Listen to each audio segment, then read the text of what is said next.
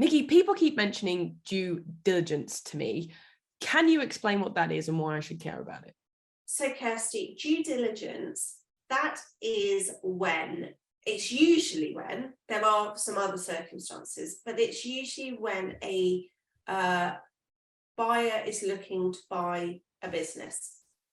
So what they're doing is they're wanting to make sure that what they're buying is what they've been told that they're buying.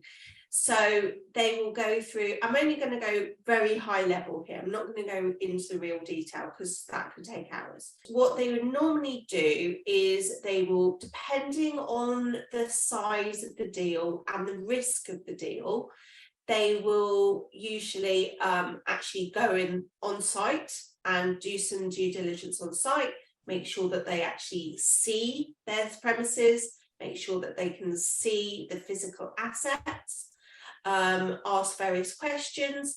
And due diligence usually comes in two particular sections. So there's usually the legal due diligence, which will go through supplier and customer contracts, employment contracts, so basic leases, anything that is written down in legal format is going to be legal due diligence. It's making sure that everything is, you don't want to go and buy something and then find actually somebody else owns the trademark or the patents, for example. You want to make sure that it is all owned within the entity that you're buying. The other side is financial due diligence. That's what I often get involved with a lot more. And that is when you're trying to make sure that the numbers that the seller has been presenting are correct.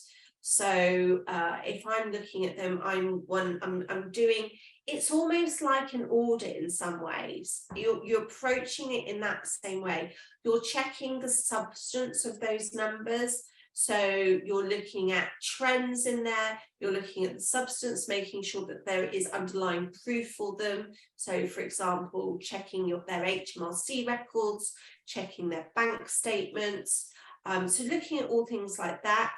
And then also a good proportion of the due diligence, which often people don't mention, but is on about due diligence on the business forecasts. Because often you're buying them assuming that the business is going to carry on trading at a certain level. So you want to understand what those forecasts are. And so there's various different things that you can do to interrogate those figures to see how much substance there is to them and how they will stack up. And stress test them essentially. You want to usually get the return on your investment within 5 years typically. So what you don't want to see is that actually it's going to take you 10 to 15 years to actually get your money back. You want to actually be making profits by that point from your investment. So stress testing is really important as part of the due diligence.